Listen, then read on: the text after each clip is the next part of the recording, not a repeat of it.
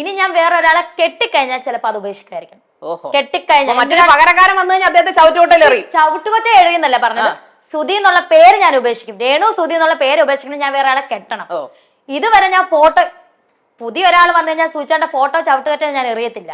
അത് എപ്പോഴും എന്റെ കൂടെ തന്നെ കാണും. അത് അംഗീകരിക്കുന്ന ആളെ ഞാൻ കെട്ടത്തുള്ളൂ. അംഗീകരിക്കുന്ന ആളെ കെട്ടത്തുള്ളൂ. അത്രേ ഉള്ളൂ. സത്യത്തിൽ ഈ കോമാളിത്തരങ്ങളൊക്കെ ഈ രേണു കാണിക്കുമ്പോൾ സുധിച്ചേട്ടൻ ഇതെല്ലാം കണ്ടോണ്ടിരിക്കുകയല്ലേ, അദ്ദേഹത്തിന്റെ ആത്മാവ് വേദനിക്കത്തില്ലേ? അദ്ദേഹത്തിന്റെ ആത്മാവ് എന്തിനാണ് വേദനിക്കുന്നത്? ഞാൻ കോമാളിത്തരമായിരുന്നു, കുപ്രസിദ്ധനല്ലായിരുന്നു. അതുകൊണ്ടാണ് അദ്ദേഹത്തിനെ ഓർത്ത് കലാകാരന്മാർ കരഞ്ഞത്, ജനങ്ങൾ കരഞ്ഞത്. രേണുസുതി ഓർത്ത് ആരും കരയത്തില്ല, കരയണോന്ന് ഞാൻ പറഞ്ഞു.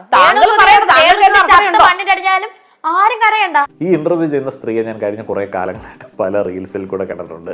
അപ്പോൾ ഈ ഒരു ഇന്റർവ്യൂ തന്നെ എടുത്ത് നോക്കിക്കഴിഞ്ഞാൽ അതിനകത്ത് ആയമ്മ പറയുന്നത് കേട്ട് കഴിഞ്ഞാൽ നമ്മൾ വിചാരിക്കും അവരെന്തോ ഇന്നലെ പരലോകത്തു നിന്ന് സുധിയുടെ കരച്ചിൽ കണ്ടിട്ട് സഹിക്കാൻ വയ്യാഞ്ഞിട്ട് ഇവിടെ വന്നിരുന്നിട്ട് ചോദ്യം ചെയ്യുന്നതാണ്. സുധിയുടെ കരയില്ല, ആത്മാവ് കാണുന്നില്ല എന്നൊക്കെ ചോദിക്കുന്ന സമയത്ത് ഏത് യൂണിവേഴ്സിൽ നിന്നിട്ടാണ് അവർ സംസാരിക്കുന്നത്?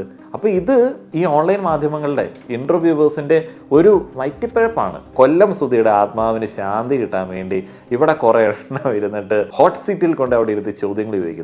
എന്തൊട്ട് പ്രഹസനാണ് സജി.